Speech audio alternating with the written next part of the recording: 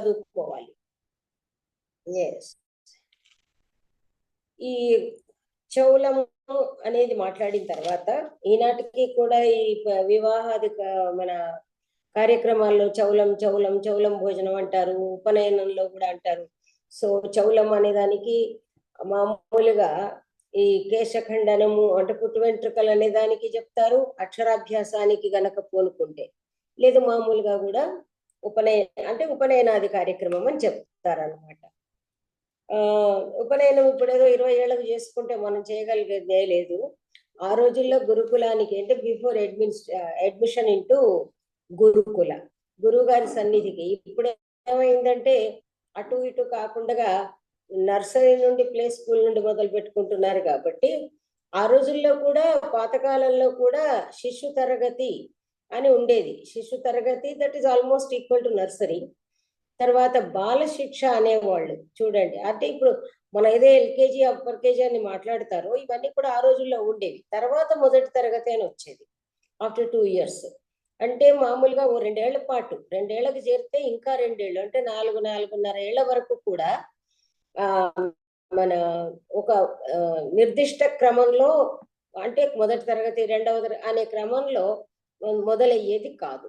కాబట్టి 4 ఏళ్ల తర్వాత ఏదైతే మనకి కేశఖండనం ఇత్యాదులు చేసేసి అది గురువు దగ్గరికి వెళ్ళడం అనేది మనం ప్రాచీన కాలానికి అన్వయించుకోక్కర్లేదు.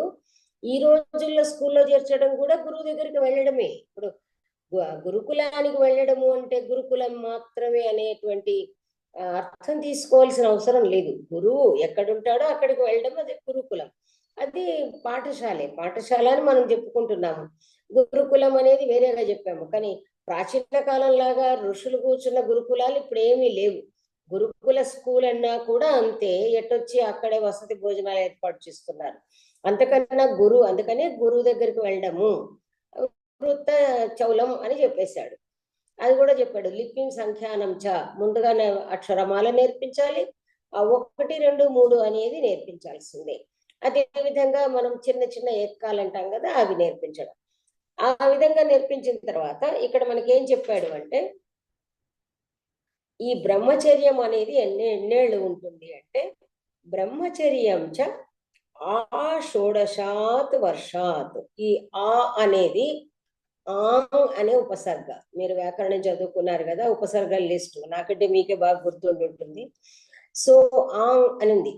అనే ఉపసర్గ మర్యాద అభివిధ్యోహో అని చెప్తారు. అంటే ఏంటంటే ఇది మొదలుకొని ఆబాల గోపాలం అని మనం అంటాము.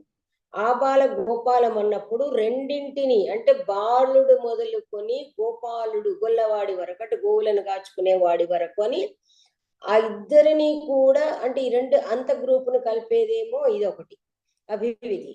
మర్యాద అంటే అంతవరకు, మర్యాద అంటే సరిహద్దు. మర్యాద అనేది మనం ఏదైతే మర్యాద పురుషోత్తమ మనం ఏదో మాట్లాడుకుంటాం, మర్యాద తెలుగు మర్యాద. నిజం చెప్పాలంటే మర్యాద అంటే బౌండరీ అన్నమాట. మర్యాద అంటే హద్దు. అందువల్లనే హద్దులో ఉన్నవాడు అది మర్యాదగా ఉంటాడు అంటే హద్దులు అతిక్రమించకుండా ఉంటాడు అని అర్థం. అంతేగాని మనం దానికి మరొక అర్థం అంటే మామూలుగా మనకు వాడుకలో ఎప్పుడైనా సరే సాధారణంగా మనం చూసినట్టయితే సంస్కృతంలో కూడా ఆ ధాతు మూలమైనటువంటి ఏదైతే మూలంగా ఉండే ధాత్వర్థం ఏదైతే ఉంటుందో అది ఒక్కొక్కసారి దాని సారాంశంలో వాడబడుతుంది అనమాట. జనరల్ ఐడియా అని మనం అంటాం కదా, ఆ జనరల్ ఐడియాలో వాడబడుతుంది. ఇక్కడ ఆషోడశాత్ అంటే 16 ఏళ్ల వరకు అని అర్థం అనమాట. అంతవరకు ఇక్కడ మర్యాద, అనే ఉపసర్గకి మర్యాద అర్థం 16 ఏళ్ల వరకు.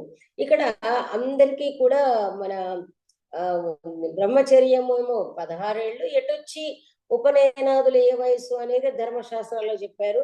ఆచార్య కౌటిల్యుడు ఆయన ఈ టాకింగ్ అబౌట్ అడ్మినిస్ట్రేషన్ కాబట్టి బ్రాహ్మణులకు ఎప్పుడు, క్షత్రియులకు ఇలాంటి డిస్కషన్స్ పోలేదు. నిజం చెప్పాలంటే అర్థశాస్త్రం చదువుకోవడంలో కొంచెం కన్వీనియన్స్ కూడా ఏముంటుంది అంటే వివాదాస్పద అంశాలు చాలా తక్కువగా ఉంటాయి. మామూలుగా ధర్మశాస్త్రాలలో ఏవైతే ఉంటాయో ఈయన చెప్పే చోటు ధర్మం చెప్పినప్పటికీ కూడా ఒక యూనివర్సల్ గా చెప్పేసిస్తూ ఉంటాడు కనుక మనకి కొంచెం సౌలభ్యం ఉంటుంది. నిజం చెప్పాలంటే అర్థశాస్త్రం చదవడంలో అర్థశాస్త్రం అందుకే ఎవరికి కూడా వివాదాస్పదం కాలేదు, ఆల్మోస్ట్ యాక్సెప్టబుల్ అనమాట. అందువల్ల 16 ఏళ్ళు. ఆ తర్వాత గోదానం, దారకర్మచ. ఈ గోదానం అనే దానిలో ఇక్కడ కూడా మళ్ళీ అంటే వాళ్ళు బ్రహ్మచర్యంలో మామూలుగా వీళ్ళు చెప్పేది ఏమిటంటే 16 ఏళ్ళు జుట్టలాగా పెంచుకుంటారా, ఇవన్నీ ఇవి డిస్కషన్స్ అనవసరం మనకు కొన్ని విషయాలు. కానీ ఏమంటే కేశ సంస్కారం పట్ల వీళ్ళు శ్రద్ధ వహించకూడదు, అంటే వీళ్ళు భోజనాదుల విషయంలో కానీ కేశ సంస్కారం విషయంలో కానీ అతిగా శ్రద్ధ వహించకూడదు, కాబట్టి కేశ సంస్కారం ఇత్యాదులు ఉండకుండా ఉండడము అనేది నియమం పెట్టుకున్నారు ఆ రోజుల్లో. ఎలా ఉండేవాళ్ళు ఏమిటి అనేది దట్ ఇస్ మనకి పక్కన పెట్టుకోవచ్చు.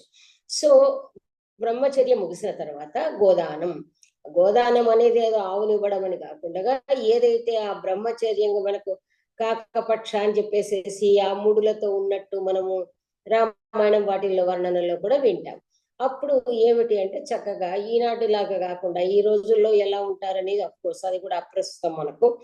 అందువల్ల ఆ కేశ సంస్కారం అంతా చేయించుకుని కేశఖండనం ఇత్యాదులు చేయించుకుని దారకర్మ అప్పుడు వివాహము చేసుకోవాలి. దారకర్మ అంటే భార్యాగ్రహణం, దారాగ్రహణము అని అర్థం. అంటే వివాహ కార్యక్రమంలో ఉండాలి. తర్వాత అంతవరకే చెప్పాడు సింపుల్ గా. తర్వాత అస్య నిత్యశ్చ విద్యావృద్ధ సంయోగో వినయ వృద్ధ్యర్థం తన్మూలత్వాత్ వినయస్య. ఇక్కడ ఏం చెప్తున్నాడు? అస్య అస్య అంటే అస్య పురుషస్య, అదే మనం అనుకున్నాం కదా, రాజుకు చెప్పుకోవచ్చు మనకు చెప్పుకోవచ్చు. అస్య పురుషస్య అస్య మానవస్య విద్యావృద్ధ సంయోగ నిత్య ఇన్ఎవిటబుల్. విద్యావృద్ధులని వాడాడు ఇక్కడ. ఇక్కడ చాలా స్పష్టంగా చెప్పాడు. వృద్ధ సంయోగం అని అక్కడ చెప్పి ఇక్కడ విద్యావృద్ధులతో ప్రతినిత్యము అంటే ఎప్పుడు కూడా నిరంతరము విద్యావృద్ధులను సంప్రదిస్తూ ఉండాలి, వాళ్ళను కలుస్తూ ఉండాలి. సంయోగం అంటే వాళ్ళని విద్యావృద్ధులను కలుస్తూ ఉండాలి. సేవ అంటే చేరడం అనమాట. మామూలుగా సేవిస్తాడు, భోజనాన్ని సేవించాడు అని అంటాం కదా. సేవ అంటే మరి ఏదో మింజామర విసరడం కాదు. కాబట్టి ఇక్కడ విద్యావృద్ధులను తప్పకుండా నిత్యము అంటే ఎప్పుడు కూడా. అంటే ఎందుచేత అంటే ఇప్పుడు మనకి మామూలుగా మనం చదువుకుంటుంటే మనకి ఎన్ని డౌట్స్ వస్తున్నాయి. మీకు చెప్తున్నా, నాకు డౌట్స్ ఉన్నాయి, చదువుతున్నా మీకు ఉన్నాయి. ఇలాంటి డౌట్స్ క్లియర్ కావాలి అంటే మనకంటే ఎక్కువ తెలిసిన వాళ్ళని కలుసుకుంటేనే. ఇప్పుడు మనకంటే ఎక్కువ తెలిసిన వాళ్ళు ఎవరయ్యా ఈ కాలంలో అంటే మనకు డిక్షనరీ లేదా ఈ విధంగా ఆచార్యులు రాసినటువంటి పుస్తకాలు, ఇది కూడా విద్యావృద్ధ సంయోగమే. మంచి పుస్తకాలు చదివితే దట్ ఈజ్ అగైన్ విద్యావృద్ధ సంయోగము పుస్తకాల ద్వారా. ఎందుకంటే పుస్తకాలు కూడా మనకి పరోక్ష గురువులే, అంటే ప్రత్యక్షంగా గురుముఖం కనబడదు కానీ ఆ గురు రచితం కాబట్టి దట్ ఈస్ యాక్చువల్లీ రిప్రజెంటేటివ్, ప్రాతినిధ్యం, గురువుల ప్రాతినిధ్యాన్ని వహిస్తాయి. ఇప్పుడు వాల్మీకి మహర్షి ప్రాతినిధ్యాన్ని రామాయణం వహిస్తుంది, మహాభారత ప్రాతినిధ్యాన్ని వ్యాస మహర్షి ప్రాతినిధ్యాన్ని మహాభారతము, కాళిదాసు తెలుసుకోవాలంటే కాళిదాస కృతులు. ఈ విధంగా మనకు కాళిదాసును కలిసినట్టే ఉంటుంది, కాళిదాసు చెప్పిన మాటలు వింటున్నట్టే ఉంటుంది అన్నమాట. అందువల్ల ఏదో మన రఘునామన్వయం మహర్షి అని చెప్తాడు అంటే కాళిదాస మహాకవి మన ఎదురుగా కూర్చుని రఘువులు ఇలా ఉన్నారు చెప్తున్నాడు. ఇక్కడ ఇటు అర్థశాస్త్రము కౌటిల్యుడు మన ఎదురుగా కూర్చుని చెప్తున్నాడు. ఇది విద్యావృద్ధ సంయోగము. దీనిలో తెలుగు అనువాదము శ్రీరామచంద్రుడు గారు చెప్తున్నారు. సో అది విద్యావృద్ధ సంయోగం. ఇది ఎందుచేత వినయ వృద్ధ్యర్థం. మనకు శాస్త్రము తెలిసే కొద్దీ నిండు కుండ తొణకదంటాం కదా. శాస్త్ర జ్ఞానము అలవడే కొద్దీ ఆ మనస్సులో కాలుష్యం పారిపోతుంది. వెలుగు నిండితే చీకటి పారిపోతుంది, జ్ఞానము నిండితే మనస్సులో ఉన్న గజిబిజి కాలుష్యపు కలుషమయ్యే ఆలోచనలు అన్ని పారిపోతాయి. దానితో ఒక చిత్త స్థైర్యం అలవడుతుంది. అదే క్రమశిక్షణ. చిత్తానికి ఒక బ్యాలెన్స్ ఏర్పడుతుంది. అందువల్ల వినయ వృద్ధి కోసం, వినయము అనేది వృద్ధి పొందాలి అంటే ఎంత బర్నింగ్స్ చూడండి. నేను మీకు చాలాసార్లు చెప్తూనే ఉంటాను, కౌటిల్యుడి కన్నా భాష శైలి గమనిస్తే మీకు ఆ అలంకారికుడైన ఆనందవర్ధనుడు కూడా గుర్తొస్తాడు. ఇక్కడ ఎలాంటి వర్డ్స్ వాడాడో చూడండి. విద్యావృద్ధ సంయోగ వినయ వృద్ధ్యర్థం. శబ్దాలంకారం కనబడుతుందా లేదా? వి వి విద్య వినయ, వృద్ధ సంయోగ వృద్ధ్యర్థం. వృద్ధి కోసం వృద్ధుల దగ్గరికే వెళ్ళాలి. మనకి చెప్తారు కదా మామూలుగా. ఏదో మనము కొబ్బరి కాయల కోసం కొబ్బరి చెట్టు దగ్గరికి వెళ్ళాలి కానీ తాటి చెట్టు దగ్గరికి వెళ్ళకూడదు కదా, ఆకులు సంభొక్కలే ఉన్నా. కాబట్టి వినయం వృద్ధి చెందాలి అంటే విద్యా వృద్ధుల దగ్గరికి వెళ్ళాలి. ఎందుచేత? తన్మూలత్వాత్ వినయస్య. వినయానికి మూలం వాళ్లే కాబట్టి. అంటే వినయ ఇస్ రూటెడ్ ఇన్ దెమ్. వినయానికి మూలం ఎక్కడ ఉందయ్యా అంటే విద్యా వృద్ధుల దగ్గర ఉంది. ఆ విద్య ఏదైతే విద్యా వృద్ధులు వాళ్ళు ఆల్రెడీ వాళ్ళల్లో విద్య పుష్కలంగా ఉంది. విద్యా వృద్ధులు కాబట్టి విద్య ఎవరిలో అయితే వృద్ధి చెంది ఉందో వాళ్ళు విద్యా వృద్ధులు. అలాంటి జ్ఞానవంతుల దగ్గర వెళ్ళినప్పుడు మనకు కూడా ఆ జ్ఞానం అనేది చేకూరుతూ ఉన్నప్పుడు ఆ జ్ఞాన సంపార్జన వల్ల మనస్సులో ఒక రకమైన నియమము అంటే యమ నియమాదులన్నీ ఏర్పడతాయి అన్నమాట. తన్మూలత్వాత్ వినయస్య.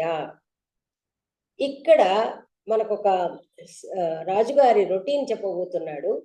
ఈ రొటీన్ ఇక్కడ మీకు సూచన మాత్రంగా చెప్తున్నాడు ఆచార్య కౌటిల్యుడు. ఎందుచేతనంటే ఇన్ డీటెయిల్, ఇంకా చాలా వివరంగా. అది మనం 19వ అధ్యాయంలో, ఇదే మన అధికరణంలో 19వ అధ్యాయంలో చాలా అద్భుతంగా చెప్తాడు. అది దాన్ని మీరు దానికి ఒక టేబుల్ ఫామ్ లో చేసుకుని అసలు ఎలా హౌ అనేది you can apply in the sense మనం we can apply to routine of a noble person. మళ్ళీ we can apply to our routine అని నేను అనలేను, నాకు అంత ధైర్యం లేదు. కానీ ఆ రొటీన్ అనేది ఒక నిజంగా ఏ విధంగా రామచంద్రుడు గారు అర్థశాస్త్రం రాయగలిగారు, ఏ విధంగా వ్యాసుడు భారతం రాయగలిగాడు, ఏ విధంగా కాళిదాసు ఇంత సమయం కేటాయించుకోగలిగాడు అన్నప్పుడు నెహ్రూ గారిని గురించి కూడా చెప్తారు. ఆయన 3 గంటల కంటే ఎక్కువ పడుకునేవాడు కాదు, ఇలాంటివి. కాబట్టి దాన్ని నాకైతే అది చదువుతూ ఉన్నప్పుడు అదే ఆ మాట వచ్చాయి. సుకృత పాండిత్యం మనం చూసింది లేదుగా. అందువల్ల అంటే మహానుభావులు పరిపాలకులు ఎంత కార్యవ్యగ్రులై ఉంటారో, ఎలా వాళ్ళ యొక్క దినచర్యను విభజించుకోవాలి అనేది మనకు 19వ అధ్యాయంలో చాలా బాగా చెప్తాడు. ఇక్కడ మనకి స్థాళికులాక న్యాయంగా చెప్తూ ఉన్నాడు. పూర్వం అహర్భాగం అంటే పగలు యొక్క మొదటి భాగము. హస్తి అశ్వ రథ ప్రహరణ విద్యాసు వినయం గచ్చేత్. వినయం అనే దానికి మనం అప్పుడే అనుకున్నాం ఒక ట్రైనింగ్ అన్నమాట. ఎందుకంటే నయతి విశేషేణ నయతి ఇది వినయ అంటే ట్రైనింగ్, ఒక లీడింగ్ అన్నమాట. కాబట్టి ఈ పూర్వం అహర్భాగం ఉదయం అంటే దివసంలో మొదటి భాగం ఏదైతే ఉంటుందో అది హస్తి అశ్వ రథ ప్రహరణం. అంటే ఏనుగులు, అంటే ఏనుగులను టేమింగ్ అంటాం కదా. అంటే ఏమిటి? గజారోహణము, తర్వాత గజాలని ఎలా వశపరుచుకోవాలి, ఇవన్నీ మనం ఏదో సినిమాలో చూపిస్తుంటారు కదా. అదే విధంగా అశ్వము, హార్స్ రైడింగ్, అది ఎలా అంటే గుర్రపు స్వారీ, గుర్రాన్ని ఎలా ఎందుకంటే ఇక్కడ మీకు మామూలుగా మీరు ఊరికే ఆన్లైన్ గూగుల్లో ఉన్నా కూడా మీకు అట్లీస్ట్ టెక్స్ట్ నేమ్స్ ఉంటాయి. ఇప్పుడు గజ శాస్త్రం ఉంటుంది, అది గజాధ్యక్ష అనే ఒక చాప్టర్ ఉంది అర్థశాస్త్రంలోనే, మనకు 2వ అధికరణంలో అధ్యక్ష ప్రచారంలో వస్తుంది. ఏనుగుకు సంబంధించినటువంటి బేసిక్ నాలెడ్జ్ మనకు ఆచార్య కౌటిల్యుడు చెప్తాడు. అంటే ఏనుగులు ఎలా ఉంటాయి, ఎన్ని రకాలు ఉంటాయి, మనకి ఏమంటారు యుద్ధానికి వెళ్ళే ఏనుగులు ఎలా ఉంటాయి, మన ఊరేగింపుకు వెళ్లాల్సిన ఉత్సవాల్లో ఊరేగింపుకు వెళ్లాల్సిన ఏనుగులు ఎలా ఉంటాయి, ఆ ఏనుగులని ఎలా మనము కంట్రోల్ చేసుకోవాలి, అంటే ఒక మదపుట ఏనుగు ఉంటుంది, దాన్ని దేనికి ఉపయోగించాలి, చాలా అద్భుతంగా చెప్తాడు. మదపుట ఏనుగుల్ని యుద్ధంలో ప్రయోగించాలని చాలా అద్భుతమైన విషయాలు ఎన్నో చెప్తాడు. వాటికి ఏమి ఆహారం ఇవ్వాలి, వాటి శరీరాన్ని ఎలా శుభ్రపరచాలి, వాటికి ఎలాంటి మన శాలలు, గజశాలలు నిర్మించాలి, అన్నీ కూడా చాలా అద్భుతంగా చెప్తాడనమాట. ఆ తర్వాత అశ్వము, గుర్రాలు ఆయన ఎంతవరకు చెప్తాడు అంటే అశ్వాలను గురించి అశ్వశాస్త్రం. అశ్వశాస్త్రంలో అయితే ఆల్మోస్ట్ మీరు ఈ హార్స్ రేస్ కోర్సెస్ అని మాట్లాడుతూ ఉంటారు కదా. సో అశ్వ హృదయం తెలిసి ఉండాలి. అశ్వ హృదయం తెలవడము, అశ్వాన్ని ఎలా మెయింటైన్ చేయడం, ఇవన్నీ కూడా. అందువల్లే రాకుమారులకి ఏం తెలియాలి? రాకుమారులు మీకు తెలుసు, ఒక ఒక నిజంగా చెప్పాలంటే పర్సన్ వాంట్స్ పర్ఫెక్షన్, వాళ్ళకి తెలవాల్సింది ఏంటి? అందులో రాజు కాగలిగితే ఎంత కూడా రాజుని గురించి నరేంద్రార్థే శాసనస్య విధికృత అన్నాడు. ఇదంతా కూడా నేను రాజుల కోసమని చేశాను అని చెప్తాడు ఆయన. అందువల్ల రాజు కోసము నరేంద్రార్థం అన్నప్పుడు రాజు కోసము రాజుల కోసము అనే రెండు అర్థాలు కూడా వస్తాయి. రాజుల కోసము చేశాడు, రాజు కోసము చేశాడు అని మనం ఎలాగైనా అన్వయించుకోవచ్చు. తర్వాత వస్తుంది శ్లోకం. సో ఇది ఇప్పుడు మనము ఇట్లా అనుకోవచ్చు అండి, రోజుకి పూర్వ భాగంలో శారీరకమైన సంబంధించిన విషయాలు అంటే ఎక్సర్సైజ్ కానీ శరీర దృఢత్వానికి సంబంధించిన విషయాలు చేస్తున్నారు అని అనుకోవచ్చు కదా. అంటే ఇక్కడ అన్ని కూడా అశ్వాలు వీటన్నిటి కూడా ఫిజికల్ గా చేయాల్సి వస్తుంది కదా పని, నథింగ్ మెంటల్. అంటే ఇన్ని రకాలు ఇప్పుడు మామూలుగా బాడీ, అందుకని చెప్తున్నాడు ముందు హస్తి అయింది, అశ్వం అయింది, రథాన్ని తోలడము ఇవన్నీ. ఆ తర్వాత ప్రహరణ విద్యాసు అన్నాడు. నీవు చెప్పిన ప్రహరణ విద్య అంటే ఏమిటి అంటే కొట్టేది. అంటే మీరన్న కత్తిసాము, గరడి, కర్రసాము, ఆ తర్వాత మన బాక్సింగ్ ఇవన్నీ అంటాం కదా మనము, మళ్ళీ ముష్టి యుద్ధం, బాక్సింగ్. సో అన్ని కూడా ఇందులో వస్తున్నాయి. గజాలను ఎలా చేసుకోవాలి, అశ్వాలను ఎలా చేయడము కాక రథాలు ఇవన్నీ కూడా ఓన్లీ వెహికల్స్ గురించి చెప్పాడు. ఆ తర్వాత ప్రహరణ విద్య అన్నాడు. ప్రహరణ విద్య అన్నప్పుడు as you say entire physical exercise. ఇప్పుడు మీరు అన్న వాడు బాక్సింగ్ వాడు అది కొడుతుంటాడుగా ఏదో సంచిని బాక్స్, దాన్ని బాక్సింగ్ అదే. సో అందువల్ల కత్తిసాము ఇవన్నీ కూడా ప్రహరణ విద్య. ఎందుకంటే ఆటోమేటిక్ అక్కడ ఒక ట్రైనర్ కూడా ఉంటాడనమాట. సో శారీరక ఎందుకు చేతనంటే మార్నింగ్ అయితేనే బాడీ కరెక్ట్ గా అలర్ట్ గా ఉంటుంది కాబట్టి అది డీటెయిల్ గా మీకు 19వ అధ్యాయంలో ఇంకా డీటెయిల్ గా చెప్తాడనమాట. సో అంటే ఎందుకు అక్కడ డీటెయిల్ గా ఎందుకు చెప్తాడన్నానంటే ఏ అవర్ 1.5 అవర్ యూనిట్స్ చేసుకోవాలి మనం, చేసుకున్న దానిలో ఎప్పుడు ఏదనేది అక్కడ వస్తుంది అనమాట. అందువల్ల ఇక్కడ విద్యాసు వినయం గచ్చేది. సో వీటన్నింటిలో కూడా శిక్షణ తీసుకోవాలి, వినయం గచ్చేది, శిక్షణ పొందాలి, ఇవన్నీ తెలుసుకోవాలి. పశ్చిమం ఇతిహాస శ్రవణే. పశ్చిమం అంటే ఇది పూర్వభాగం, పశ్చిమ భాగం అంటే చివరి భాగంలో, అంటే ఆల్మోస్ట్ దివసం అయిపోయాక at the end of evening అనుకోవచ్చు. ఏమని చెప్తున్నాడు? ఇతిహాస శ్రవణం. మీకు తెలుసు ఈవినింగ్ అంతా రిలాక్సింగ్ మూడ్ ఉంటుంది, రిలాక్సేషన్ కావాలి. ఎందుచేత అంటే దినమంతా కూడా ఈ ఎక్సర్సైజ్ ఇత్యాదులు అయిన తర్వాత రాజ్యసభకు వెళ్ళడము, రాజకార్య స్నాన సంధ్యాధికం అంతా కూడా అక్కడ చెప్పాను కదా, అది అక్కడంతా చెప్తాడు. ఇది మామూలు జనరల్ లెక్చర్ అయితే ఇక్కడ అది కూడా చెప్పొచ్చు. It is not we are studying మన స్టెప్ బై స్టెప్ కాబట్టి వీ కెన్ డూ దేర్ అన్నమాట. అందువల్ల ఇక్కడ ఏంటి, పొద్దున ఉదయం ఇదంతా కూడా పొద్దున లేవడం ఇత్యాదులంతా అక్కడ ఉంటుంది. లేవడము, ఎక్సర్సైజ్ చేసుకోవడము, ఆ తర్వాత స్నాన సంధ్యాదులు చేసుకోవడము, తర్వాత పురోహితుడిని ముందుంచుకొని రాజ్యసభకు వెళ్ళడము, రాజకార్యాలు చూసుకోవడము, మళ్ళీ మధ్యాహ్నం సంధ్య ఇత్యాదులు, భోజనం, ఆ తర్వాత చేయాల్సిన పనులు. ఆ తర్వాత ఈయనకి సాయంకాలం కొంచెం టైం ఇస్తారన్నమాట, లిటిల్ బిట్. అక్కడ ఏం చెప్తాడు, అక్కడ మళ్ళీ ఇతిహాస శ్రవణం ఇత్యాది చెప్పాడు. అక్కడ ఏం చెప్తాడు అంటే ఏదన్నా మంత్రాలోచన చేసుకోవచ్చు, లేదా విహారాదులకు వెళ్ళొచ్చు, ఆయన ఇష్టం ఉన్నట్టుగా గడపొచ్చు అనేదేమో అక్కడ చెప్తాడు. ఇక్కడ ఏం చెప్తున్నాడు అంటే ఇంకా కూడా మనకి కావాలి నాలెడ్జ్ అంటే ఇతిహాసం కూడా వినాలి. ఇతిహాస శ్రవణే. ఇతిహాసం అయితే ఇతిహాసం అంటే ఏందో అతనే చెప్పబోతాడు. నేను I don't tell because let us learn through him. తర్వాత ఇతిహాసం అంటే ఏందో చెప్తున్నాడు. పురాణం, ఇతివృత్తం, ఆఖ్యాయిక, ఉదాహరణం, ధర్మశాస్త్రం, అర్థశాస్త్రం చ ఇది ఇతిహాస. చూసారా ఎన్ని రకాలుగా చెప్పాడు. అంటే మామూలుగా మీకు ఇన్ని రకాలు, అందులో ఇక్కడ అన్ని కూడా చెప్పాడు. పురాణం, పురాణం అంటే ప్రాచీనమైనది, పురాణవం పురాణం అనేది అంటే ఎప్పుడు కూడా మనకి కొత్తగా ఉండేది అని. పురాణం అంటే మామూలుగా పురాణాలు. ఎందుచేతనంటే కౌటిల్యుడి కాలానికే పురాణాలు అనేవి ఉన్నాయి అన్నట్టు మనకు తెలుస్తుంది. కాబట్టి పురాణం అంటే ఏదేది ఇతిహాసాల్లోకి వస్తాయి అంటే పురాణం. ఇతివృత్తం అంటే జరిగిన కథ. ఇతివృత్తం జరిగిన కథ అంటే అది కూడా ఉత్తమ కథలే అయి ఉండాలి. దీనికి ట్రాన్స్లేషన్ లో మన గురువు గారు ఇచ్చారు చూసుకోండి. ఇతివృత్తం ఇలా జరిగింది. ఏం జరిగింది? రామాయణం మహాభారతం అనేవి మనకు కళ్యాణ రాజతరంగిణులు అప్పటికి రాలేదుగా, కౌటిల్యుడి కంటే ముందున్నవే మనం చూసుకోవాలి అన్నమాట. కాబట్టి రామాయణ మహాభారతాదులు ఏవైతే ఉన్నాయో చూసారా, అవి కూడా ఇతిహాసం. మనకి ఇక్కడ ఇతిహాసం అంటే రామాయణ భారతాలనే కౌటిల్యుడి యొక్క విశేషమైన ఇన్ఫర్మేషన్, ఎక్స్ట్రా ఇన్ఫర్మేషన్ మీరు కనుక అబ్జర్వ్ చేస్తే మనకి ఇతిహాసం అనగానే రామాయణ మహాభారతము ఎపిక్స్ అని చెప్పేస్తారు. కానీ ఈయన చెప్పడం ఏమిటంటే ఇతిహాస, ఇలా ఉండింది అని తెలుసుకోనేటువంటి వాంగ్మయం ఏదైతే ఉందో అదంతా ఇతిహాసంలోకి ఆయన జమ చేస్తూ ఏం చెప్పాడు?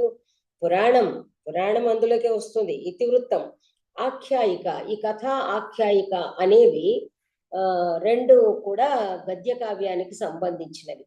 ఆఖ్యాయిక అని అంటే ఇక్కడ గురువు గారు ఏం చెప్పారు? ఆఖ్యాయిక మనుష్యుల చరిత్ర, దివ్య పురుషుల చరిత్ర. టెక్నికల్లీ ఆఖ్యాయిక అంటే ఏమంటారంటే అది ఆటోబయోగ్రఫీ. అంటే ఒక నాయకుడే దానిలో ఉండి చెబుతూ ఉంటే అది ఆఖ్యాయిక అవుతుంది అనమాట. మామూలుగా కథ అంటే నరేటెడ్ బై అదర్ పర్సన్. అంటే మామూలుగా ఇక్కడ ప్రతి నాయకుడు చెబుతాడని కాదు. ఇప్పుడు మామూలుగా బాణుడిది మనం చూస్తే కాదంబరి కథ, హర్షచరితం ఆఖ్యాయిక అంటారు. అంటే ఏంటి? కాదంబరి అనేది ఎప్పుడో జరిగినటువంటి ఇన్సిడెంట్స్ ని అల్లాడు కాబట్టి దాని కథ.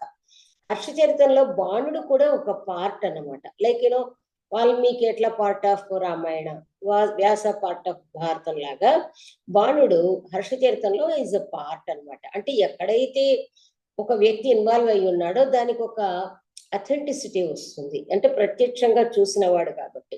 ఆ విధంగా ఆఖ్యాయిక, ఆఖ్యాయిక అనేది అంటే ఏమిటి? కథలో కల్పనకు అవకాశం ఉంటుంది కానీ ఆఖ్యాయిక జరిగిన వృత్తాంతాన్ని ఎందుచేతనంటే అందులో పాత్ర ఎవరైతే ఉన్నారో కంటెంపరీస్, సమకాలీనుడు కాబట్టి అతడు చెప్పే విషయాల్లో అథెంటిసిటీ, ఒక ఆప్తవాక్యం ప్రమాణం అంటాం కదా, దానికి ఒక ప్రామాణ్యం ఉంటుంది అనమాట. ఆ ప్రామాణ్యం ఉండడం వల్ల దాన్ని అది ఇతిహాసం అంటే ఇలా ఉండింది అని తెలుసుకోవడం. అందువల్ల ఇక్కడ మంచి మంచి ఆఖ్యాయికలు కూడా వినాలి, చదవాలి. ఆ తర్వాత ఆఖ్యాయిక ఉదాహరణం. ఇక్కడ ఉదాహరణం అనేది అంటే మనం మామూలుగా ఏదైతే మన శాస్త్రాలు ఇత్యాదులు చదువుకుంటామో ఇలాంటి నిజం చెప్పాలంటే మనం మామూలుగా ఉదాహరణం అంటే సింపుల్ గా తీసేసుకుంటాం. శ్రీరామచంద్రుడు గారు తాను ఎందుకంటే అన్ని కూడా చదివి అన్ని ప్రక్రియలు చూశారు కాబట్టి ఉదాహరణం అంటే ఏం చెప్పారు? తంత్రాఖ్యాయిక, పంచతంత్రం మొదలైనవి. అంటే ఉదాహరణం అంటే ఏమిటి అంటే మామూలుగా ఏదైతే ఒక శాస్త్రాన్ని మనం అధ్యయనం చేస్తున్నామో ఇలా ఉండింది, రామాయణంలో ఇలా ఉండింది, మహాభారతంలో ఇలా ఉండింది, అలా ఉండింది అన్నప్పుడు ఆ రాజనీతి విషయాలు కానివ్వండి, మరొక పరిపాలనా విధాలు కానివ్వండి, ఏదైతే ఉంటాయో వాటికి ఒక ఉదాహరణ రూపమైనవి ఏమిటి అంటే ఈ తంత్రాఖ్యాయిక అండ్ పంచతంత్రం అయితే మీకు తెలిసిందే. వీటిల్లో దానికి ఎగ్జాంపుల్స్ చెప్తాడు. అక్కడ అన్ని కూడా సోదాహరణంగా వివరిస్తాడు. అందువల్ల దానికి సింపుల్ గా ఆచార్య కౌటిల్యుడు ఉదాహరణం అని చెప్పేశాడు. చెప్పాను కదా, ఈ అర్థశాస్త్రం అనే దానిలో ఎంత టెక్నికాలిటీ ఉంటుంది అంటే పదాలన్నీ తెలిసినట్టే ఉంటాయి కానీ ముసుగులో దోబూచులాడుతూ ఉంటాయి. ఆ సబ్జెక్టు పట్ల కాదు ఇక్కడ, అంటే వివిధ రంగాలతో వివిధ విషయాలతో పరిచయం ఉంటే తప్ప, అంటే పర్ఫెక్ట్ జ్ఞానం ఉంటే తప్ప ఆ పుస్తకం చేతిలోకి తీసుకుని డిక్షనరీని పక్కన పెట్టుకుని పాఠం చెప్పేది కాదు. అందువల్ల ఇక్కడ ఉదాహరణం. తర్వాత ఏమన్నాడు? ధర్మశాస్త్రం. ఏదైతే మనుది వస్తుంది ఇందులో. మన ఇదివరకు చెప్పుకున్న మనుస్మృతి తర్వాత లభ్యమైన మానవ అర్థశాస్త్రం అనేది ఒకటి ఉంది, ధర్మశాస్త్రం అనేది ఒకటి ఉంది. మనువు ప్రాచీనుడే, కౌటిల్యుడి కంటే ముందువాడు. శుక్ర బృహస్పతులు కూడా ప్రాచీనులే. అందువల్ల ధర్మశాస్త్రాలు ఏవైతే ఉన్నాయో ఆ ధర్మశాస్త్రాలలో కూడా ఏం చెప్పారు, ఇలా ఉండాలి, ఇలా ఉండాలి, ఇలా ఉంటుందని చెప్పారు. కాబట్టి దాన్ని కూడా ఇతిహాసంలోకి అన్వయించుకొని ధర్మశాస్త్రము చదువుకోవాలి. అర్థశాస్త్రము అంటే కూడా చెప్పాం కదా, ధర్మశాస్త్రంలో అర్థశాస్త్రం ఒక భాగం. మనం చాలా చక్కగా మన నిత్య జీవితానికి అన్వయించుకోవచ్చు. ఇప్పుడు మనం పరిపాలనే మొత్తము కంప్లీట్ గా ధ్యేయం కాదు, పరిపాలనలో అంతర్భాగం రక్షణ ఏ విధంగా సాధ్యమవుతే పరిపాలన. మన గృహస్థ ధర్మాల్లో ఏదైతే పితృదేవత పూజలాదులు ఉన్నాయో అది ఒక భాగం. అలా అని అది మాత్రమేనా అంటే కాదు. అదే విధంగా ధర్మశాస్త్రంలో అర్థశాస్త్రం అంతర్భాగం. అర్థశాస్త్రాన్ని గురించి మన గృహస్థ జీవనానికి, గృహస్థ ధర్మాలతో పాటు గృహస్థ జీవనానికి అవసరమైనటువంటి ధనధాన్యాది సేకరణను గూర్చేమో ధర్మశాస్త్రం చెప్తుంది. ఆ అర్థశాస్త్రంలోనేమో ఏదైతే ధనార్జన ఉంటుందో, గృహ నిర్వహణకు అవసరమైనటువంటి ధనధాన్యాధికం ఏదైతే ఉంటుందో అది ఏ విధంగా ధర్మబద్ధంగా సంపాదించాలి, దానికి ఆచరించాల్సిన నియమాలు ఏమిటి, ధర్మాలు ఏమిటి అనేది అర్థశాస్త్రం చెప్తుంది. కాబట్టి ధర్మశాస్త్రము, అర్థశాస్త్రము అన్నీ కూడా ఇవన్నీ ఇతిహాసంలోకే వస్తాయి అని ఎవరు చెప్పలేదు, ఆచార్య కౌటిల్యుడు మాత్రమే చెప్పాడు. Again this is the special feature of Kautilya's Arthashastra. తర్వాత శేషం అహోరాత్ర భాగం అపూర్వ గ్రహణం గృహీత పరిచయం చ కుర్యాత్. ఇవి మామూలుగా బేసిక్ ఇంపార్టెంట్ చెప్పాము. మిగిలిన అహోభాగము, రాత్రి భాగము, అహోరాత్ర భాగము ఏదైతే మిగిలిన భాగం ఉంటుందో దినచర్య, దివసంలో మిగిలిన భాగము, రాత్రిలో మిగిలిన భాగం ఏది ఉంటుంది అంటే అపూర్వ గ్రహణం. పూర్వం అంటే ఇంతకు ముందు తెలిసింది, అపూర్వం అంటే ఇంతకు ముందు తెలియనిది. సో ఇంతకు ముందు తెలియని విషయాలను తెలుసుకోవటం అది చాలా విస్తృతమైంది. సబ్జెక్ట్ నాలెడ్జే కాదు, రాజ్యానికి సంబంధించిన విషయాలు.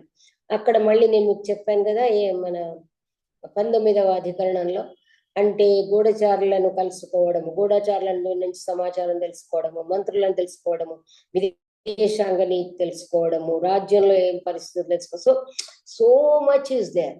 కాబట్టి అహోరాత్రాలలో మిగిలినది ఏదైతే ఉంటుందో అక్కడ అపూర్వగ్రహణం, తెలియని విషయాలన్నీ తెలుసుకుంటూ ఉండాలి. ఆ తర్వాత గృహీత పరిచయం చ కుర్యాత్. మిగిలిన ఆ టైంలో తెలియని విషయాలు తెలుసుకోవడము, తెలుసుకున్న దాన్ని అంటే ఇప్పుడు తెలిసిన దాన్ని ఏం చేయాలి, గృహీత పరిచయం చ కుర్యాత్. ఒకవేళ విజ్ఞాన ఇక్కడ విద్యా వృద్ధి అని చెప్తున్నాడు కాబట్టి విద్యకు సంబంధించిన దాన్ని కొంచెం స్ట్రెస్ చేస్తున్నాడని మనం చెప్పుకోవచ్చు. కాబట్టి ఈ విద్య అనేది కూడా మళ్ళీ మిగిలిన టైంలో అంటే అవకాశం దొరికినప్పుడల్లా, ఇక్కడ ఏమిటి అంటే మిగిలినది ఏదైతే దినచర్యలో మిగిలిపోయినటువంటి పగటి భాగము, దినచర్యలో మిగిలిపోయిన రాత్రి భాగము అనాలి. శేషం అహోరాత్రం అన్నాడు. దినచర్య అంతా బోలెడంతా ఉంటుంది. అందులో ఏమన్నా కొంచెం అవకాశం దొరికితే, అవకాశం అంటేనే స్పేస్ అన్నమాట, ఏదన్నా కొంచెం ఖాళీ దొరికితే అప్పుడు ఏం చెయ్యాలి అంటే కొత్త విషయాలు, ఇప్పుడు మీరేదో అర్థశాస్త్రం చదువుకుంటున్నట్టుగా కొత్త విషయాలు తెలుసుకోవాలి. ఆ తర్వాత ఏం చేయాలి, గృహీత పరిచయం, తెలిసిన దాన్ని, గ్రహించిన దాన్ని, అది వరకు ఏదైతే మనం అధ్యయనం చేసుకున్నామో దాన్ని పరిచయం ఇంకా కొంచెం దగ్గరగా తెచ్చుకోవాలి మనము. చయము అంటేనే దాన్ని మన ముద్ద అన్నమాట, చయనం అంటాం కదా, పోగు చేయడం. పరిచయము అంటే బాగా దాన్ని ఇంకా దృఢపరచుకోవాలి. పరిచయం కుర్యాత్. అగృహీతానాం ఆభీక్ష్య శ్రవణం చ. ఇక్కడ మనకు గ్రహణం, శ్రవణ, మనన అనేది మనం చదువుకున్నాం. ఇక్కడ గ్రహణం అనేది ఒకటి వర్డ్ పెట్టాడు ఆయన, గృహీత అన్నాడు. ఏంటి గృహీత అంటే శ్రవణము వెంటనే గ్రహణం ఒకటి ఉండాలి.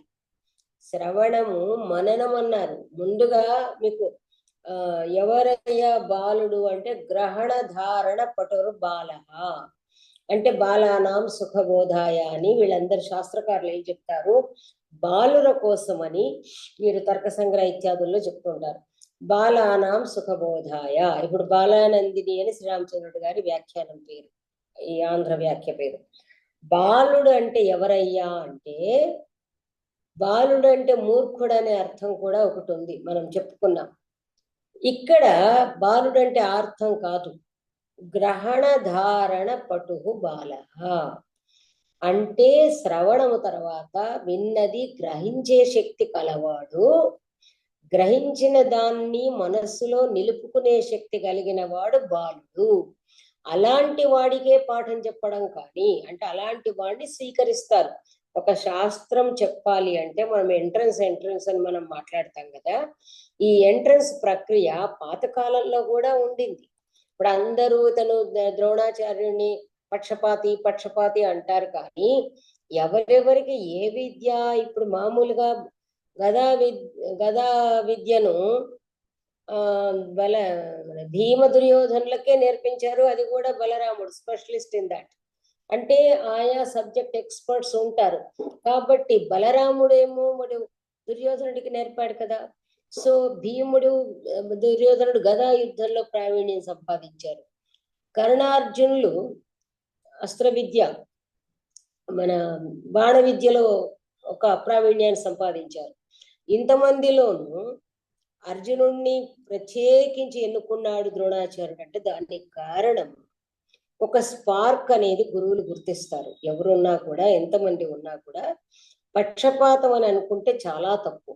గురువులు ఎప్పుడు కూడా వాళ్ళు విద్యార్థులు తప్పకుండా ఉంటుంది పక్షపాతం. ఎందుకు ఉంటుంది అంటే అది విద్యార్థి పట్ల పక్షపాతం కాదు, విద్యార్థిలోని ఆ కుశాగ్ర బుద్ధి పట్ల వాళ్ళు ఆ ఇంటలెక్చువల్ బయాస్ తప్ప, అంటే bias nature towards intelligence, not to the person, towards the person. అది ఆ విషయాన్ని మనం గ్రహించాలి.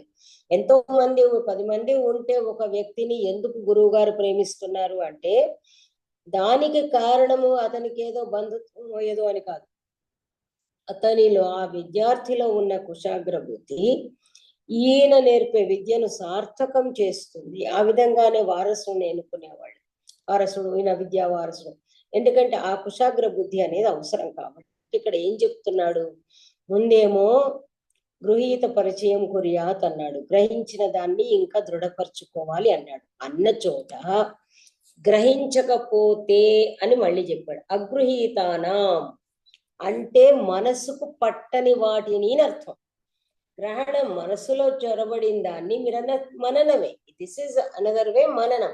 శ్రవణ మనన నిధిధ్యాస అని అనుకున్నది.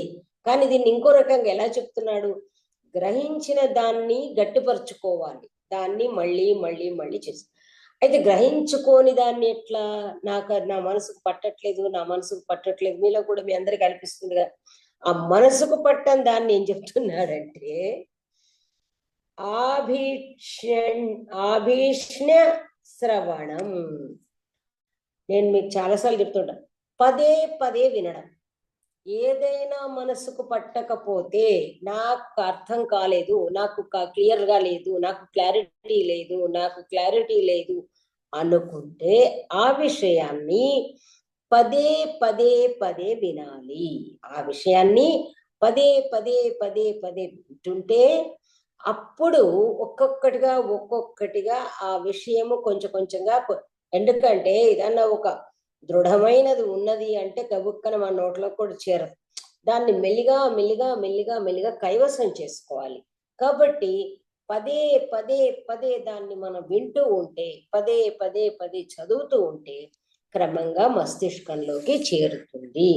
ఈ విధంగా మనకి ఇన్ని రకాలుగా చెప్పాడు. అంటే ఒక చదవడం అనేది కేవలం చదవడం కాదు, చదివింది పట్టుబడాలి, పట్టుబడేంత వరకు చదవాలి. పట్టుబడాలి అనేది కాదు, పట్టుబడేంత వరకు చదవాలి, నాకు పట్టుబడింది అనిపించేంత వరకు చదవాలి అని చెప్తున్నాడు.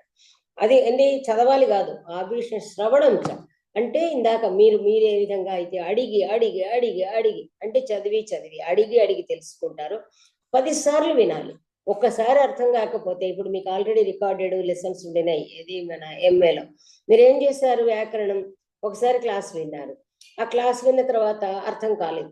మీరు ఎందుకు రికార్డెడ్ లెసన్స్ తీసుకున్నారు? క్లాస్ వింటే అయిపోతుంది కదా. వై యూ గాట్ రికార్డెడ్ అంటే ఆ రికార్డ్స్ మీకు ఎక్కడైతే పట్టు చిక్కలేదో దాన్ని మళ్ళీ మళ్ళీ మళ్ళీ మళ్ళీ వింటారు పదే పదే. That what you have done already, you have done it అనమాట. మీరు అది చేసిన పని మీకు అది చెప్తున్నాడు. దానివల్ల ఇంకా శృతార్థి ప్రజ్ఞ ఉపజాయతే ప్రజ్ఞాయా యోగ యోగాత్ ఆత్మవత్త ఇది విద్యా సామర్థ్యం.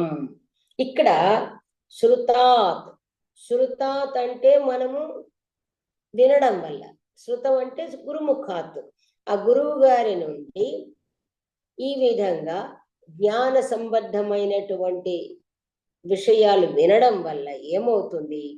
ప్రజ్ఞ ఉపజాయతే. ప్రజ్ఞ అంటే ఇక్కడ త్రికాల అబాధితం అంటే ప్రజ్ఞ అనేది మామూలుగా జ్ఞానం అంటే తెలుసుకోవడం. ప్రకృష్టం జ్ఞానం అంటే మీకు 3 కాలాల్లో అంటే గత వర్తమాన భవిష్యత్ కాలాలకి సంబంధించి గ్రహించగలిగే శక్తి ఏదైతే ఉంటుందో దట్ ఈస్ కాల్డ్ ప్రజ్ఞ. మామూలుగా ఏదైతే ఒక విద్య, అందువల్ల ఏమవుతుంది, ఈ విద్యాగత ఈ ప్రావీణ్యం వల్ల అతను ప్రజ్ఞావంతుడు అంటాం మనం. అదేంటి ఆకార సదృశ ప్రజ్ఞ అని దీనిలో కూడా చెప్తారు మన రఘువంశంలో. ఆ ప్రజ్ఞావాన్ అని ఎందుకంటారు? మీకు బహుశా యోగంలో వాటిల్లో కూడా వాటికి డిఫరెంట్ గా నిర్వచిస్తూ ఉంటారు. ఆ ప్రజ్ఞ అనే ప్రకృష్టం జ్ఞానం అన్నమాట. ప్రకర్షేణ జ్ఞాయతే ఇది ప్రజ్ఞ అంటే చాలా విశేషంగా అంటే ఏమిటి? పూర్వాపరాలు అన్వయించుకునేటువంటి సామర్థ్యం. ఒక విషయం ఉంది అంటే ఆ విషయానికి పూర్వం అపరం కూడా సమన్వయం పరుచుకునేటువంటి శక్తి ఏదైతే ఉంటుందో అది ప్రజ్ఞ. అది ఎలా వస్తుంది అంటే వివిధ శాస్త్ర జ్ఞానం వల్ల, వింటూ ఉండడం వల్ల. శృతాత్ అంటే అసలు విద్యాయ అనే అర్థం అనమాట. శృతాత్ అంటే ఆ శృత జ్ఞానం వల్ల, విన్నదాని వల్ల, విద్య వల్ల ప్రజ్ఞ జాయతే, ప్రజ్ఞ ఉపజాయతే, ప్రజ్ఞ చేకూరుతుంది. ఆ ప్రజ్ఞ వల్ల ఏమవుతుంది అంటే యోగం. యోగ అంటే మీకు తెలుసు కదా. యోగ అన్నప్పుడు ఒక రకమైనటువంటి యూజ్ అంటే అనుసంధానం. మనం ఏమనుకోవాలి? అనుసంధానమే యోగం అన్నమాట. అనుసంధానం అన్నప్పుడు ఏమవుతుంది? దాని ప్రాక్టికల్ అప్రోచ్ అనేది అలవడుతుంది. ఇక్కడ గురువు గారు ఏం చెప్పారు? అనుష్ఠానం శ్రద్ధ అని చెప్పారు. ఎందుకంటే మీరు అది కూడా చదువుతారు, అడుగుతారు కాబట్టి అంటున్నాను. Practical application. ప్రాక్టికల్ అప్లికేషన్ అంటే యోగ కర్మసు కౌశలం అని మీరు భగవద్గీతలో విని ఉన్నారు, చదువుకుని ఉన్నారు. కాబట్టి యోగం అనేది ఏమిటి అంటే ఆ పర్ఫెక్ట్ గా అన్నిట్లో యోగ అనుకుంటూ వచ్చాడు భగవద్గీత. ఆ యోగం అన్నప్పుడు యుజిర్ అనేటువంటి ధాతు అన్నమాట. అంటే యోజింపజేయడము, యునక్తి దాంతో జోడించబడము అని. కాబట్టి ఇక్కడ ఒక రకమైన శ్రద్ధ, ఏకాగ్రత అండ్ దానిని అక్కడ కర్మసు యోగ, కర్మసు నైపుణ్యం, అది దాని అనుష్ఠానంలో ఆచరణలో ఒక ప్రావీణ్యం అనేది మనకు సిద్ధిస్తుంది. యోగాత్ ఆత్మవత్త. ఇక్కడ ఆత్మవత్త అంటే ఏమిటి అంటే సెల్ఫ్ కాన్ఫిడెన్స్. ఆత్మవత్త, ఆత్మవాన్ అన్నమాట. నేను ఇది చెయ్యగలను అనే ఒక ఇట్ ఈస్ నాట్ అహంకారం, దంభం కాదు, ఒకనొక ఆత్మవిశ్వాసము, ఆత్మ నిగ్రహం అనేది ఏర్పడుతుంది. ఆత్మవత్త అంటే ఆత్మను కలిగి ఉండడము. విద్యావత్త, గుణవత్త అనే వర్డ్స్ మీరు విని ఉన్నారు. గుణవత్ తా, ఇది తా, ఇక్కడ తహ తస్సిల్ అని 2 ప్రత్యయాలు ఉంటాయి. తహ అనేది పంచమి అర్థంలో వస్తుంది. ఈ తల్ ప్రత్యయం తా అని వస్తుంది. ఆ తా అనేది ఏమవుతుంది? ఉన్నదానికే చేరుతుంది. ధార్మికత అంటాం కదా. అదే విధంగా బుద్ధిమత్ ఉందనుకోండి, బుద్ధిమత్త, విద్వత్త అలా అవుతుంది అనమాట. కాబట్టి ఆత్మవత్, ఆత్మ కలిగిన వాడు. ఆత్మవత్త అది సేమ్, అర్థం మారదు. ఆత్మను కలిగి ఉండుట అనేది అంటే ఏమిటి? ఆత్మ వశంలో ఉండడం, ఆత్మ నిగ్రహం, ఆత్మవిశ్వాసం, నేను దీన్ని చేయగలను అనేటువంటి ఒక కాన్ఫిడెన్స్ ఏర్పడుతుంది. అంటే ఏంటి? చక్కగా ఎలాంటి సంశయాత్మ వినశ్యత అంటాడు భగవద్గీతలో, ఎలాంటి సంశయం లేకుండా కార్య సాధనానికి ముందుకు సాగగలరు. అందువల్ల ఇప్పుడు ఇందులో మనకు ఏం చెప్పాడు? ఆ వృద్ధ సంయోగ అని చెప్పాడు. అంటే ఇక్కడ వృద్ధ సంయోగం వల్ల, విద్యావృద్ధుల సంయోగం వల్ల మనకి ఏం చేరుతుంది? ముందుగా శాస్త్రజ్ఞానము చేకూరుతుంది, మానసిక స్థిరత్వం కూడా చేకూరుతుంది, క్రమశిక్షణ అలవడుతుంది. ఆ విద్య అనేది ఎన్ని రకాలుగా ఉంది, ఎప్పుడెప్పుడు చదువుకోవాలి, ఎలా చదువుకోవాలి అనేది దాన్ని చక్కగా పగలు రాత్రి విభజించుకుని చదవడం అనే దానికి ఒక సమయం ఉంటుండగా, ఇంకొకటి చదవడం అనేది ఎక్కడైపోతుంది? ఇది ఆల్రెడీ విద్యావృద్ధ సంయోగం అంటే మీరు ఇక్కడ గ్రహించుకోవాల్సింది ఏమిటంటే, విద్యాభ్యాసం మొదలు పెట్టడం లేదు. I should make it very clear.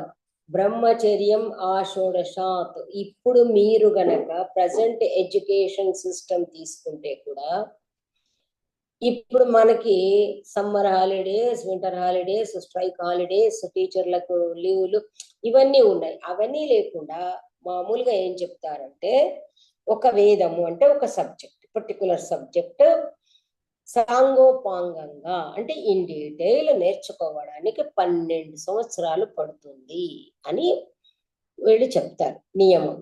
అంటే ఒక వేదమే సాంగోపాంగంగా అంటే ఏమిటి? తత్సంబద్ధమైనటువంటి ఏవైతే వ్యాకరణ నిరుక్తాదులు అంటే డిక్షనరీ మీనింగ్స్ ఇత్యాదులు అన్ని తెలుస్తాయి, ఛందోజ్ఞానం ఇత్యాదులు వేదం. అదేవిధంగా తత్సంబద్ధమైన ఆరణ్యకము, తత్సంబద్ధమైన ఉపనిషత్తు, బ్రాహ్మణము, వీటన్నింటి నాలెడ్జ్ వస్తుంది కదా. అదేవిధంగా మీరు if you take present education system also, without this vacation, without summer vacation, without winter vacation, without short vacation, మీరు గనక ఒకసారి ఆలోచించుకుంటే 12 ఏళ్లలో ఎంత విద్యను అభ్యసించగలరు అంటే, ఒక ఇంజనీరింగ్ కోర్స్ అయిపోతుంది, ఒక మెడిసిన్ కోర్స్ కూడా అయిపోతుంది 12 ఏళ్లలో. అంటే మీరు 5 ఏళ్ళు ఏదైతే చదువుతారో చిన్నప్పటి నుంచి కూడా గబగబ ఈ అకాడమిక్ ఇయర్ షెడ్యూల్ అంటూ పెట్టుకోకపోతే 12 ఏళ్లలో. ఆ విధంగా రాకుమారుడికి 16 ఏళ్లలోగానే, రాకుమారుడికి కానివ్వండి, బ్రాహ్మణ, క్షత్రియ, వైశ్య, శూద్ర, బ్రాహ్మణులకు వేదాంగ విద్య, క్షత్రియులకు ధనుర్విద్య సహితమైనటువంటి విద్య, క్షత్రియులకి, వైశ్యులకి మామూలుగా వాళ్ళకి ఏదైతే ప్రాథమిక విద్యతో కూడినటువంటి వాణిజ్య విద్య, శూద్రులకి ఏదైతే మనం ప్రొఫెషనల్ కోర్స్ అంటామో మన కర్మకారిత్వము అంటే వివిధ కళలు, వృత్తులు అన్నీ కూడా 16 ఏళ్ల లోపల అయిపోతాయి. కాబట్టి ఇప్పుడు రాకుమారుడి కానీ రాజుని గురించి కానీ చెబుతున్నది ఏదైతే ఉందో, కొత్తగా సబ్జెక్టు నేర్చుకోవటం అనేది లేదు, విశేషాధ్యయనము. మీరు గుర్తుపెట్టుకోవాల్సింది ఏమిటంటే, విద్యావృద్ధులను చేరడము అంటే వీళ్ళ కొత్తగా కొత్త సబ్జెక్టు నేర్చుకోవడానికి వెళ్ళటం లేదు. వాళ్ళకంతా వాళ్ళ యొక్క ఏదైతే వాళ్ళ బాధ్యత కార్యనిర్వహణకు అవసరమైనటువంటి జ్ఞానము వచ్చున్నది.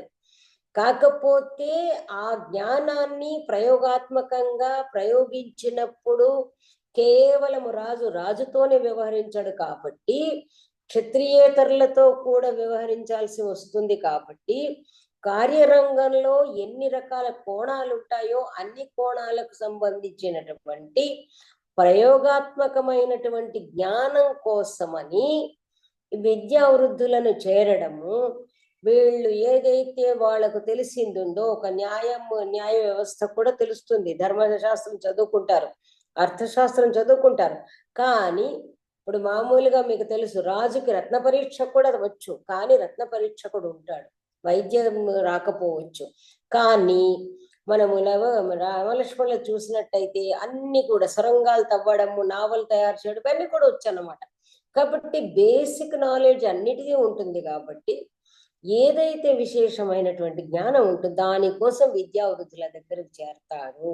అందువల్ల ఇప్పుడు మిగిలింది ఏదైతే ఉందో ఇతిహాసాదులు వినడం వల్ల తెలిసిన దాన్ని మళ్ళీ నెమరేసుకోవటము ఇవన్నీ కూడా జరుగుతాయి. కాబట్టి ఇక్కడ విద్యాభ్యాసము విద్యాధ్యయనం అని చెప్పట్లేదు. ఆల్రెడీ విద్యావంతులు కూడా తమని తర్వాత హౌ టు డెవలప్ వాళ్ళకున్న దాన్ని ఇంకా దినదినాభివృద్ధి ఒకటిను. ఇప్పుడు మాలాగా 10 ఏళ్ళ పుస్తకాలు ముట్టకపోతే సబ్జెక్ట్ మర్చిపోతాం. అలా కాకుండా నిత్య నూతనంగా ఆ విషయాన్ని గ్రహించడం ఈ విధంగా ఉండడం కోసమనే వృద్ధ సంయోగం అనేది ఒకటి కంపల్సరీ అని పెట్టారు. అంటే నిజంగా చెప్పాలంటే నేను మీకు తెలిసిందే, నేను సుపరిచితను కాబట్టి నిజంగా చెప్పాలంటే అసలు రామచంద్రుడు గారి దగ్గరికి జ్ఞానవృద్ధుల దగ్గరికి వెళ్ళడం వల్లనే ఇవాళ నేను మీకు అర్థశాస్త్ర పాఠం చెప్పగలుగుతున్నాను. ఎంఏ చదివేసి ఇంట్లో ఉంటే ఏమీ రాదు, ఏది రాదు. సో అంటే బహుముఖ ప్రతిభావంతులైన వాళ్ళ సాహచర్యం గనక మనకు దొరికితే వాళ్ళ దగ్గర రోజు మామూలుగా వెళ్ళేదాన్ని, రోజు క్లాస్కి చెప్పడం ఉండదు, కానీ ఆయన మాట్లాడే ప్రతి మాటలో ఒక విషయం దొరుకుతుంది. ఒకనొక లేకపోతే నాకు ఇంత లోక జ్ఞానం ఎలా ఉంటుంది? ఎవరికీ ఉండదు. కూర్చున్న చోటనే మనకి ఇంత కనబడుతుంది అంటే అది కేవలము ఈ విద్యావృద్ధుల సంయోగం వల్లనే సాధ్యమవుతుంది. అది నాకైతే అది అనుభవైక వేద్యం అంటాం కదా. మంచి జ్ఞానవంతులతో గనక కూర్చుంటే ఎన్నో విషయాలు తెలుస్తాయి. వారి దగ్గర కూర్చున్నప్పుడు అక్కడికి ఈ పోలీస్ ఆఫీసర్ అరవిందరావు గారు లాంటి వాళ్ళు వచ్చేవాళ్ళు, ఐఏఎస్లు వచ్చేవాళ్ళు. వాళ్ళ డిస్కషన్స్ వినడమే ఒక మనకి క్లాస్ అన్నమాట. ఐఏఎస్ ఆఫీసర్స్, ఒక డాక్టర్స్, వాళ్ళకు ఆ చర్చలు వింటూ ఉండడమే మేము చేసేది. We cannot participate in that. అలా కూర్చోవడము, కూర్చుని వినగలగడము. అడ్మినిస్ట్రేటర్స్, వైస్ ఛాన్సలర్స్ వచ్చేవాళ్ళు, వాళ్ళు మాట్లాడుతూ ఉంటే, ఎందుకంటే కొంచెము అదే విభాగంలో అపాయింట్ అయ్యాను కాబట్టి నాకు ఆ యాక్సెస్ ఉండేదన్నమాట. కూర్చోబెట్టి పరిచయం చేసి కూర్చోబెట్టేవారు. అలా వినడానికి అంటే వివిధ రంగాల్లో అరవిందరావు గారు చెప్పేటువంటి కొన్ని విషయాలు, అదేవిధంగా కొంతమంది ఐఏఎస్ ఆఫీసర్స్ అలా మాట్లాడుతూ ఉంటే ఆ కాన్వర్జేషన్ లో ఏదో కొత్త లోకం కనబడుతూ ఉంటుంది. కాబట్టి వృద్ధ సంయోగం అనేది మన జీవితాల్లో చాలా ఇంపార్టెంట్. అది మీరందరూ చేస్తున్నదే అదనమాట. సరే, మరి over to you. Recording of చేసేసి మనం మాట్లాడుకోవచ్చు.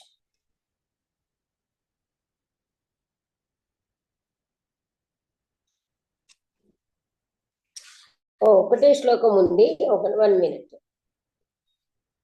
విద్యా వినీతో రాజాహి ప్రజానాం వినయే రతః అనన్యాం పృథ్వీం భుంక్తే సర్వభూత హితే రతః.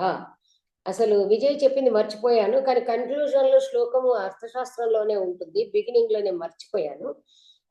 సో విద్యా వినీతో రాజాహి, విద్యా వినయ సంపన్నుడైన రాజా, హి అనేది నిశ్చయాత్మకంగా, ప్రజానాం వినయే రతః, రాజు గనక విద్యా వినయ సంపన్నుడైతే ప్రజలను కూడా యథారాజా తథా ప్రజ ఆ విధంగా ఉంచగలడు. కాబట్టి దానిలోనే ఆసక్తి గలవాడై అనన్యాం పృథ్వీం భూతే, ఇంకా ఇతరులతో ఈనాటిలాగా నాకు ఈ పొజిషన్ ఉంటుందా పోతుందా అనే ఏడుపు లేకుండా చక్కగా పృథ్వీం అనన్యాం భూతే, ఇంకా ఎవరు రారు, ఉన్నంత కాలము దశరథుడు ఇత్యాదులు పాలించినట్టుగా వాళ్ళ ఓపిక సడలిపోయే వరకు హాయిగా ఏకఛత్రాధిపత్యంగా ఈ పృథ్వీని అనుభవించగలడు.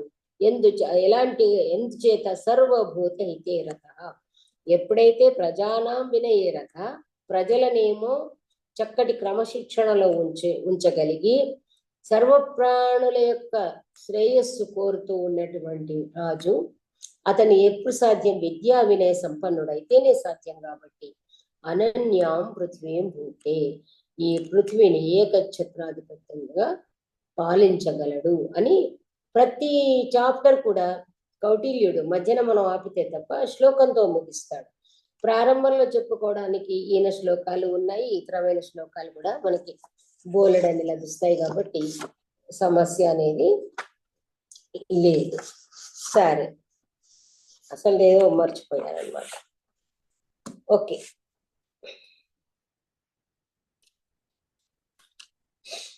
Over to you.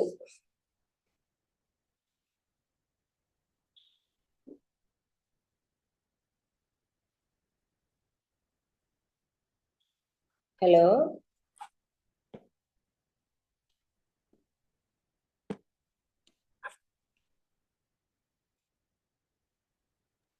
So so ఉన్నారా? ఇప్పుడు వెళ్ళిపోయారు అందరూ? సో ఇప్పుడు ఆ. ఆ నార్మల్ గా విద్య వల్ల వినయం ఏర్పడుతుంది, వినయము రకరకాలుగా వస్తుంది అనేది ఒక ఐడియా వచ్చింది. ఈ స్పెషలైజ్డ్ కోర్సెస్ ఉంటాయి కదా కొన్ని. ఫర్ ఎగ్జాంపుల్ ఇప్పుడు మీరు అన్న రాజుకి రత్న పరీక్ష వచ్చు, అయినా కానీ రత్నాలు పరీక్షించేవాడు వాడు వస్తాడు కదా. ఆ రత్న అవును, అవును. పరీక్షకుడు కూడా ఈ రకమైన జనరల్ ఎడ్యుకేషన్ అనేది ఉండాలి కదా అతనికి కూడా. బికాస్ హీ ఆల్సో ఈ స్పెషలైజ్డ్. ఫర్ ఎగ్జాంపుల్ ఇప్పుడు ఎంటెక్ కోర్స్ ఉంది, అవును. అది దాని గురించి ఏం చెప్తున్నారు ఈయన? ఆ మన ఎంటెక్ అంటే ఇప్పుడు మనకు అక్కడ ఎంటెక్ దేనిలో చేస్తున్నావు? ఎంటెక్ అనేది master of specialised technology course. అన్నప్పుడు దానిలో ఏం చేస్తున్నావు? నువ్వు అన్నట్టు కెమికల్ పోతున్నావా, మరొకటి వేరేది అడ్మినిస్ట్రేషన్ సైడ్ పోతున్నావా అనేది దట్ ఈస్ స్పెషలైజ్డ్ కోర్స్. కానీ మీకు ఏదైతే స్కూల్ ఎడ్యుకేషన్లో మనకి ఏదైతే బేసిక్ మ్యాథమెటిక్స్ ఇత్యాదులు చెప్తారో వీళ్ళకి ఇప్పుడు ఒక రత్న పరీక్షకుడు ఉన్నాడంటే రత్న పరీక్షకుడికి కావలసింది ఏమిటి అంటే అసలు మామూలుగా ఎవరితో ఎలా ప్రవర్తించాలి అనే దానికి కావలసినటువంటి లోక మన మన లోక వ్యవహారానికి కావలసినటువంటి ధర్మ అర్థశాస్త్ర జ్ఞానం ఉండాలి మెయిన్. అంటే అక్షర జ్ఞానం ఉండాలి, లిపి సంఖ్యానం ఇత్యాదులు కంపల్సరీగా ఉంటాయి. ఏదైతే మనం బేసిక్ మ్యాథ్స్ అని మనం మాట్లాడతామో, ఎందుకంటే లెక్కల కోసం ఉండాల్సి ఇవన్నీ కూడా మనకి కంపల్సరీ. ఏదైతే లిపి సంఖ్యానం అన్నట్టు ఆ లెక్కలు అనేది ఏదైతే ఉందో అది ఏ రాజుకైనా కావాలి, మంత్రికైనా కావాలి, ఎవరికైనా కావాలి. కాబట్టి గణిత శాస్త్రం అనేది ఇప్పుడు భౌతిక శాస్త్రం జనరల్ గా తెలిసి ఉంటుంది, కానీ ఇన్ డెప్త్ మనం ఏదైతే జియాలజిస్ట్ అంటామో అది తెలవదు. ఈ రత్న పరీక్షకుడికి కూడా అతనికి అదేమంటారు మీరు, మెటలర్జీనా ఏదో అంటారు కదా. సో దాన్ని ప్యూరిఫికేషన్ ఆఫ్ ద మెటల్స్ అని మరొకటని, మీరు ఇంజనీరింగ్ లో పెద్ద సబ్జెక్టే కదా, అలాంటివన్నీ తెలిసి ఉంటాయి. అవన్నీ తెలిసి ఉండి రత్నాలను గుర్తించగలుగుతారు. కాబట్టి దానికి కావలసినటువంటి మళ్ళీ బేసిక్ నాలెడ్జ్ ఏదైతే సైంటిఫిక్ నాలెడ్జ్ అది ఉంటుంది. వైద్యులకు ఏ విధంగా అయితే ఉంటుందో ప్రతి ఫీల్డ్ కి కూడా ఇక్కడ కోశ ప్రవేశ్య రత్న పరీక్ష అనే చాప్టర్ కూడా ఉంది కౌటిల్యుడి దానిలో.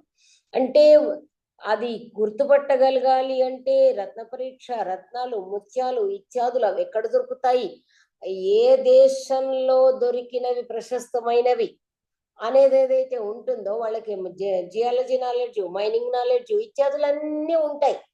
బేసిక్ నాలెడ్జ్ అవన్నీ ఉండి మళ్ళీ విశేషంగా జెమ్స్ ఐడెంటిఫికేషన్. ఇప్పుడు దానిలో ఇప్పటిలాగా అని కాకుండా వాళ్ళకి ఈ దేశంలో దొరికేవి బాగుంటాయి, ఈ దేశం. అందువల్లనే వాళ్ళు ఏం చేసేవాళ్ళు, ఎక్కడెక్కడి నుంచో రత్నాలు తీసుకుని వచ్చి ఎక్కడెక్కడో అమ్మేవాళ్ళు. అంటే ఒక దేశంలో అది ఎక్కడ దొరుకుతుంది ప్రోడక్ట్ అనేది, దాని ఆరిజిన్ ఆఫ్ ఇది ఉంటుంది కదా, అది ఎక్కడ దొరుకుతుందో తెలుసుకోవాలి, మళ్ళీ దాన్ని ఎక్కడ దానికి వాల్యూ ఉంటుందో అక్కడికి వెళ్ళాలి. సో ఈ విధంగా నువ్వు ఏది తీసుకున్నా సరే, ఒక వ్యవసాయం ఉంది అంటే వ్యవసాయానికి ల్యాండ్స్, గ్రెయిన్స్ అవన్నీ ఉంటాయి. సీజన్ కూడా మళ్ళీ వాళ్ళకి వర్షాకాలాన్ని గురించిన నాలెడ్జ్ ఉంటుంది, ఏ భూమిలో ఏ పంట వేయాలో నాలెడ్జ్ ఉంటుంది. ఇప్పుడు ఇదంతా అందుకే అగ్రికల్చర్ బీఎస్సీ చేస్తున్నారు.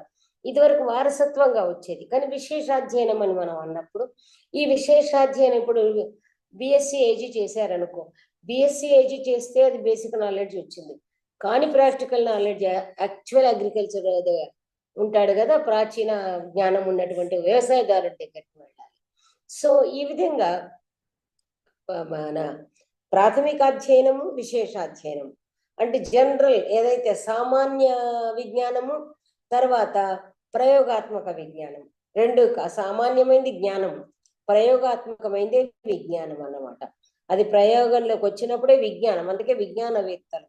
జ్ఞానం అంటే knowledge, he has got knowledge. But విజ్ఞానం అన్నప్పుడు సైంటిఫిక్ అంటే కంప్లీట్ గా దానిపైన పట్టు అన్నమాట. ఆ విధంగా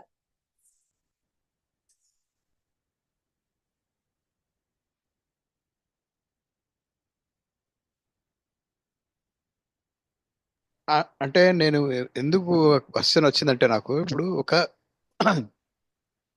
రత్నాలు క్రిస్టల్స్ అనేవి diamonds is one form of crystals అనుకోండి. భూమి లోపల ఆ, భూగర్భ శాస్త్రం తెలిసిన వాడికి దాని లోపల ఉన్న వాడికి స్పెషలైజ్డ్ గా తెలుస్తుంది. కానీ అవును that that diamond are crystal can be used for weapons also. It can be used in atomic bombs, for example, for creating యా rockets. రాకెట్ టెక్నాలజీలో కూడా అది వాడబడుతుంది. So okay. ఆ స్పెషలైజ్డ్ నాలెడ్జ్ అనేది 12 ఏళ్లలో రాదు కదా. ఆ 12 ఏళ్లలో ఆ స్పెషలైజ్డ్ నాలెడ్జ్ వస్తుంది. బికాజ్ నేను చెప్పాను కదా, వస్తుందా? Without any break. కానీ వితౌట్ ఎనీ బ్రేక్ అంటున్నాం కదా అహర్నిశలు. ఆ తర్వాత ఏదైతే దాని మన పరిచయం అంటాడు కదా, దాన్ని మళ్ళీ మళ్ళీ దాన్ని ప్రయోగాత్మకంగా మనకి చేయాల్సి వచ్చినప్పుడు, ఫీల్డ్ లో ఎంటర్ అయినప్పుడు కొంచెము ఈ సీనియర్స్ ని కన్సల్టేషన్, మనము ఎంటర్ప్రినర్షిప్ అని ఈ అప్రెంటిస్ అని అంటాం కదా, ఆ టైప్ లో అనుకోవచ్చు మనం. అంటే కొంచెం ఒక ఇప్పుడు లా చేస్తాడు కానీ ఒక సీనియర్ దగ్గర ఉంటాడు. ఆ, ఆ విధంగా మనకి ఇక్కడ మనకి senior advisers whatever you study okay.